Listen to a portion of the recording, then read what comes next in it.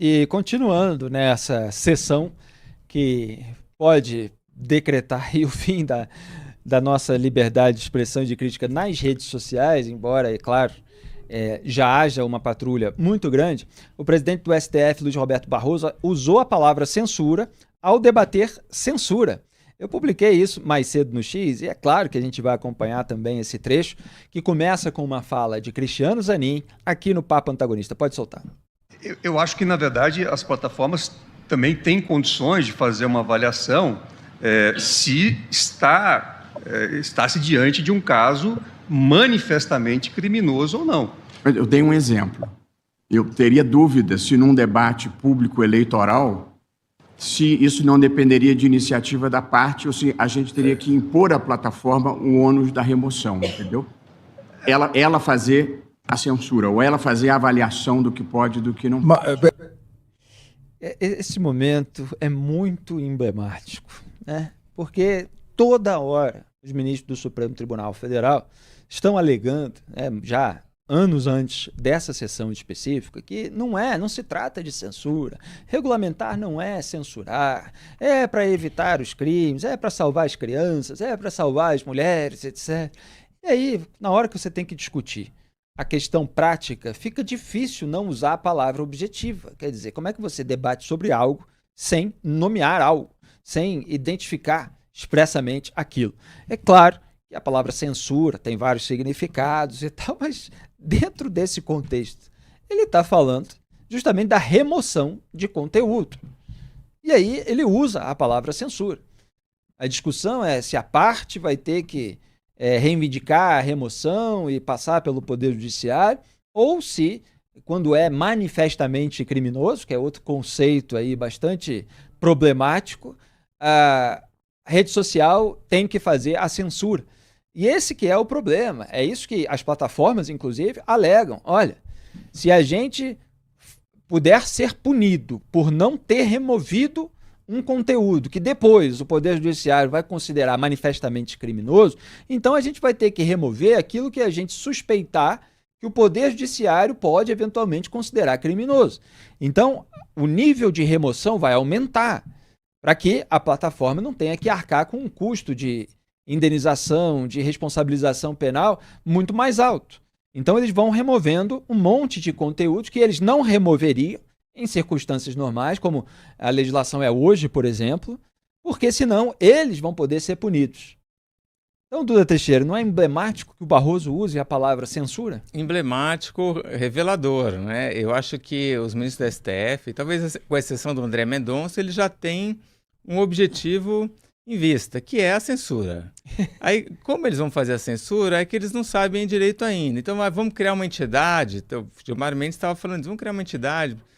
Agora, uma outra opção é fazer isso, a partir do STF, criar uma legislação que puna fortemente as redes sociais por qualquer conteúdo que de viés político, que incomode os ministros do STF ou os aliados políticos dos ministros do STF, e aí que as próprias redes, para evitar problemas, multas diárias, acabem realmente censurando, né? Aí seria quase que uma censura terceirizada, porque as redes sociais não teriam como marcar com essa quantidade tão grande de protesto. Enfim, não importa o rato, não é isso? A cor do gato, o importante é que ele caça os ratos. A questão é quem são os ratos nessa história.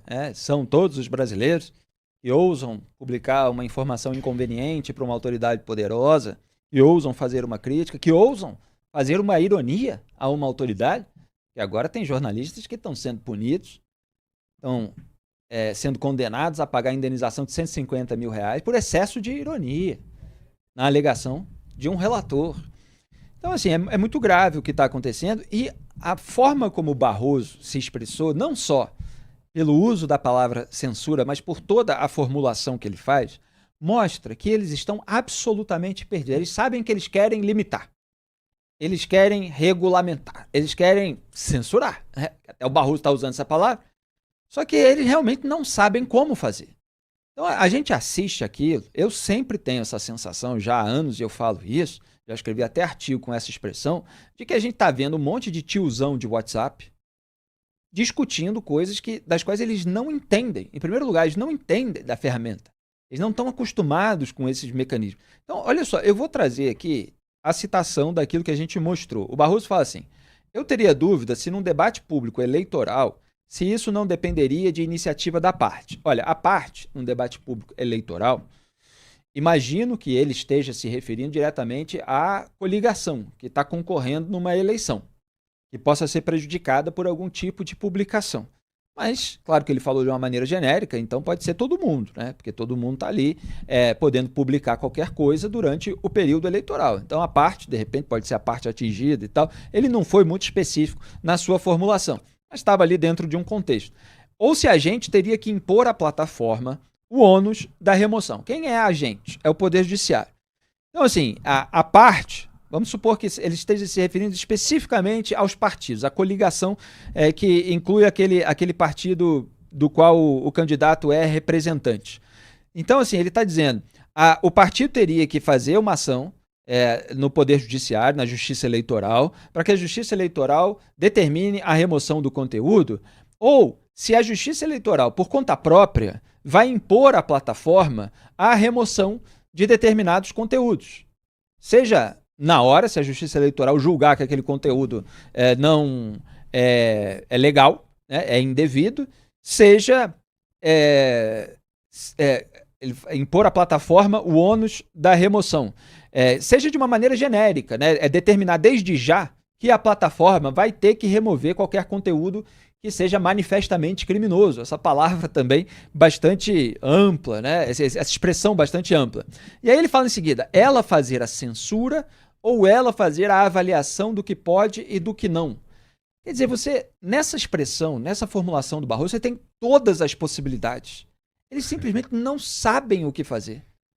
Eu me lembro, e eu acho muito engraçado, um trecho do filme Cães de Aluguel, porque começa, quem assiste a obra de Quentin Tarantino vai lembrar o Mr. Brown, que é muito engraçado.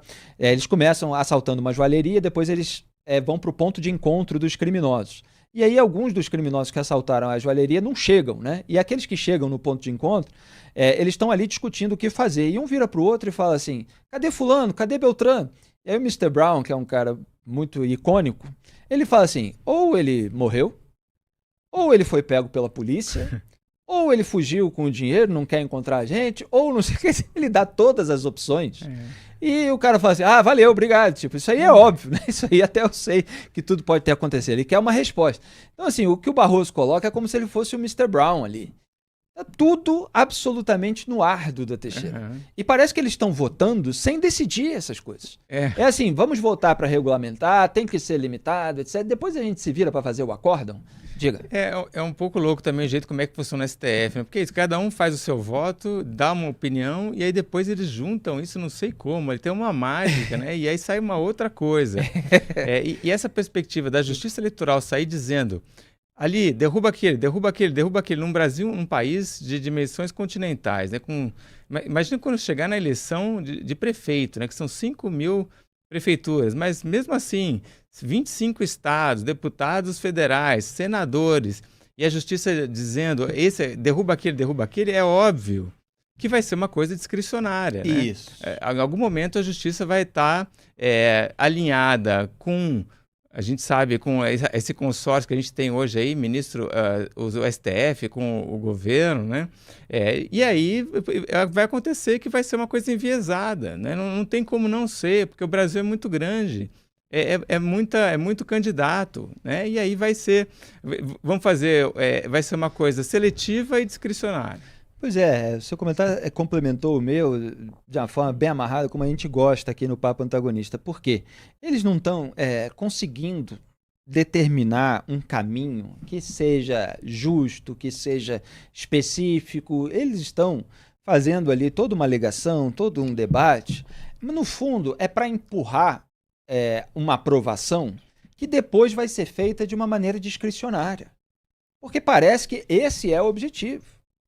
É que haja uma entidade, para usar a palavra do Gilmar Mendes, que vai atuar na fiscalização conforme as balizas convenientes daquele momento. Fica difícil estabelecer tudo e aquilo ser aplicado de uma forma prevista. Então, assim, muitas decisões do Supremo Tribunal Federal eu critiquei ao longo dessa última década, porque elas não pensavam nos efeitos. Aliás, citei uma essa semana, quando teve a decisão do plenário do STF de encaminhar as medidas cautelares impostas contra o Aécio Neves para a Casa Legislativa, que era o Senado. Eles fizeram essa decisão, e a Carmen Lúcia voltou nos desempates para fazer 6-5, toda atabalhoada, nem sabia direito como argumentar. E aí depois, as assembleias legislativas começaram a tomar decisões baseadas naquela do STF ou contrárias à do STF, e ninguém sabia o que estava valendo, afinal. O STF decidiu aquilo só na escala federal, aquilo valia para a escala estadual também. Então vocês podem ter certeza, vou deixar registrado esse comentário aqui, que se isso for aprovado, vai começar depois a ter um monte de margens, um monte de problemas, um monte de efeitos dessa decisão, que depois vão acabar sendo judicializados de novo, né, Duda Teixeira? Uhum. E aí o STF vai ter que decidir de novo sobre aquilo que já decidiu, porque ficou mal decidido. E eles vão sempre tentar empurrar ali a solução para algo que dê a eles a autoridade para continuar decidindo. Então esse é o problema. E é esse ponto que fez com que o PL das fake news não avançasse no Congresso Nacional, que é: vai ter uma agência para fiscalizar o cumprimento das regras pelas redes sociais? Quem vai integrar essa agência? E aí é que está toda a resposta. Então, as pessoas falavam, não, então o governo vai instrumentalizar a agência? Então, não adianta nada aqui ter qualquer tipo de previsão de caminho para o cumprimento, porque as pessoas vão agir conforme a conveniência política. Então, assim, é muito poder nas mãos de poucas pessoas. Então, entre esse consórcio, Lula, STF ou qualquer autoridade, porque depois pode mudar o poder, pode entrar um governo de direita, seja mais moderado, seja mais aloprado, e essa agência, essa entidade ser instrumentalizada pelo outro lado. Eles estão achando que vão ficar eternamente, porque só saem do poder com 75 anos, etc. Mas essa agência, essa entidade pode mudar de mão. Então, assim, a nossa preocupação é com essa instrumentalização. Porque se é para comparar o que está agora mais livre, mas com reações àqueles que cometem atrocidades ou falam bobagens, etc., ou você ter ali 1984, né, você ter ali aquela instrumentalização do poder, realmente a gente prefere a liberdade. Então a discussão precisa amadurecer e o lugar dela seria no Congresso Nacional. Desculpe me estender, Duda. E aí, enfim, quem que vão colocar então para comandar essa futura agência? É o Jorge Messias, da AGU? Esse aí tá louco para controlar as redes sociais, né? Vai ser a realização de um sonho. Ou vão ser aquelas ONGs ligadas ao PT, né? Vai ter ali uma inclusão social, aquelas agências de checagem que ninguém mais ouve falar, né? Vai ter um monte de gente aí que está sem ter o que fazer agora, ninguém mais sente nem menor falta disso daí, estão todos querendo participar dessa futura agência de checagem. É preciso, a gente tem que tomar muito cuidado com isso. Reparem que eles estão discutindo ao mesmo tempo questões jurídicas, ao mesmo tempo questões tecnológicas, questões técnicas, questões do debate público, da liberdade individual. Então, assim, são temas bastante espinhosos que envolvem várias esferas e que deveriam estar sendo discutidos no Congresso Nacional com a formação de comissões. As comissões, elas convidam pessoas especializadas em cada um desses ramos e os parlamentares vão ouvindo, vão formando o seu juízo, a sociedade participa fazendo a sua pressão, você tem editoriais de jornais, comentários na imprensa, etc. Agora eles estão tentando sintetizar tudo num julgamento de 11 pessoas que não são especialistas nesses detalhes tecnológicos. Então, assim, a gente fica vendo esse tipo de declaração, como a do Barroso, que pode ser tudo, né? Vai nascer aí um monstro, um elástico, como é que é o nome um placebo? Era essa palavra que eu estava procurando. É algo simplesmente que vai ser preenchido depois conforme a conveniência do momento. A gente separou também o print da reação do senador Sérgio Moro, da União Brasil, a fala do Gilmar Mendes sobre o regime chinês. Mas primeiro, a gente vai mostrar essa fala, que deu o que falar nas redes sociais, eu também compartilhei no X, e ele falou que ele é um admirador do regime chinês. E, olha, coincidência ou não, como é que a gente pode dizer hoje, né? Diante de tanta patrulha, é o país que mais censura no mundo. Pode soltar. Eu acho que é um consenso entre nós de que é preciso uma entidade. E isso é fundamental. um pouco na linha, nós todos hoje somos admiradores do regime chinês, né, do Xi Jinping, né, que diz assim, o importante é que a cor do gato não importa, o importante é que ele caça o rato, né? E essa coisa do público e do... Essa frase do Deng Xiaoping. Deng Xiaoping, né? Eu perguntei ao companheiro Xi Jinping se era possível ele enviar para o Brasil uma pessoa da confiança dele para a gente discutir a questão digital e, sobretudo, o TikTok. Então, para mim, foi uma coisa simplesmente normal e ele vai mandar uma pessoa. Isso que importa, ele vai mandar uma pessoa especialmente para conversar conosco sobre o que a gente pode fazer, sabe, nesse mundo digital. É isso que aconteceu. Nada mais do que isso. Nós todos hoje somos admiradores do regime chinês, né? Do Xi Jinping, né? E ele vai mandar uma pessoa. Tá aí, sempre com a nossa edição zoeira. Eu fiz essa edição, na verdade, para a rede social, incluindo até a Janja. A Janja mostrou a sua admiração à regulamentação, entre aspas, lá na China, dizendo que tem efeito, tem prisão, sabe? Pois é, ficou ainda mais divertida, mas aí poderia dar problema aqui no vídeo da Janja, que foi de outro portal. Claro que a gente sempre dá os créditos, mas aí, enfim, na plataforma aqui tem algumas restrições. Então, Lula e Gilmar Mendes, assim como a Janja, são admiradores confessos aí do regime chinês, do modo como eles tratam lá a questão da internet. E lá você tem o grande firewall, né, ou a grande muralha digital. E fica a pergunta que o Duda Teixeira também já fez na Cruzoé, e eu fiz hoje no X, vai ter o grande firewall do Brasil? Vamos ver aí a reação do Sérgio Moro. Abro aspas para ele, tempos assustadores, quando em julgamento no STF sobre restrições à liberdade de expressão nas redes sociais, o ministro revela sua admiração pelo regime chinês. Fecho aspas. Lembrando que o julgamento sobre as redes sociais será retomado em 25 de junho com o voto do ministro Luiz Edson Fachin. Duda, o que você achou aí dessa mais uma manifestação de uma autoridade brasileira colocando a China como uma referência em regime ou regulamentação de rede social? Pois é um absurdo, porque se a gente olhar o que a China faz na prática, não tem nada a ver com a Constituição brasileira, né? A Constituição brasileira defende esses valores liberais, da liberdade de expressão, proíbe a censura prévia. A China é todo o oposto disso, e o Moro tem razão. Quando você vê um ministro do STF assumindo ali publicamente num debate sobre redes sociais que tem admiração pela China, peraí, né? Vai ler a Constituição de novo, né? A gente tem insistido aqui, os ministros do STF têm que ler a Constituição brasileira. Que existe uma certa democracia na China, só que de um jeito diferente. Aliás, a retórica chinesa é essa, né? Aqui a gente tem democracia, mas é um jeito diferente de fazer democracia. E tem muita gente no PT, tem Lula, tem José Genuíno, Gleisi Hoffmann, muita gente no PDT também, partido de Ciro Gomes, que tem essa admiração e que se importarem outras coisas aqui, esse modelo político aqui, a gente está frito. É um regime que tem o sistema judicial subordinado ao Partido Comunista Chinês, que tem controle sobre as instituições, tem controle sobre as eleições, os candidatos são pré-definidos pelas suas lideranças, tudo ali num grande teatro para dar ares de escolha livre, quando na verdade você tem essa pré-determinação. E aí eles são eleitos com essa bandeira popular, mas num esquema de manipulação centralizada.